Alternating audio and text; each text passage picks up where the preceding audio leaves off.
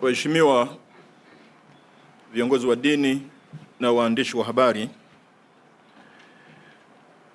leo kwa namna ya kipekee kabisa tumesimama kama viongozi wa dini kupingana na kauli ambazo maseneta wa bunge la Marekani wamezitoa dhidi ya nchi yetu ya Tanzania. Ni maseneta wawili ambao wametamka waziwazi kuonyesha kwamba Tanzania si salama na ina udini, na kuna baadhi ya dini au wafuasi wa dini hizo hawatendewi yaliyo sawa na kukandamizwa na kadhalika.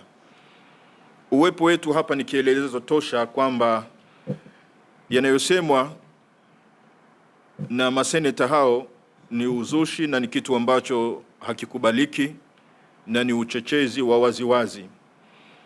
Kwa tungeitaka serikali ya Marekani mara moja iwakemee maseneta hao na ikanushe waziwazi kwamba kauli hiyo itabaki kuwa ni kauli yao binafsi, ambayo kwetu sisi kama Watanzania imetuumiza sana, kwa sababu umoja tulionayo na mapenzi tulionayo kama Watanzania ni mkubwa, na kielelezo cha viongozi tuliopo hapa mbele ni kielelezo tosha kwamba Wakristo na Waislamu ni ndugu. Tuna udugu wa damu, tuna udugu wa kinchi, tuna udugu wa kibinadamu, na hakuna yoyote ambaye anaweza akatutenganisha. Hakuna. Kwa hiyo Wamarekani wamechelewa kutaka kutugombanisha kwa misingi ya udini, wamechelewa. Ni jambo ambalo haliwezekani.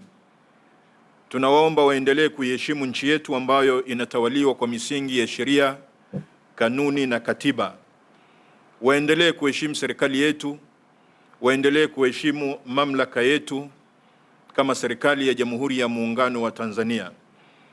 Kwa hiyo uchochezi wowote wa namna yote ile, uwe wa kidini, uwe wa kisiasa, hatutaukubali. Hatutaukubali kama Watanzania.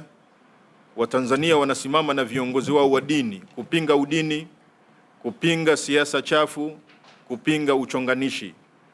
Kwa hiyo tunaungana kwa sauti moja kuiunga mkono serikali yetu ya Daktari Samia Suluhu Hassan, serikali ya Jamhuri ya Muungano wa Tanzania.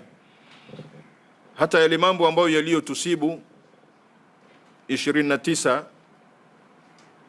tarehe 29 Oktoba mwaka jana, tumeona serikali yetu imeyashughulikia kwa taratibu na kanuni na sheria tulizo nazo, na yanaendelea kushughulikiwa kwa mujibu wa sheria zetu. Kwa hiyo tuiache serikali yetu ambayo inaendelea kusimama imara, kuiona kwamba Tanzania inarudi katika amani yake. Na huu inawezekana ni wivu tu, kwa nini tulipita salama, tulivuka salama. Sasa watu wache na nchi yetu ambayo kwa kweli inaendelea kuwa imara, na yale ambayo yaliyotufikia au yaliyotupitia yametuimarisha na yataendelea kutuimarisha zaidi, lakini hayataibomoa Tanzania. Mungu ibariki Tanzania, Mungu ibariki Afrika. Asanteni sana.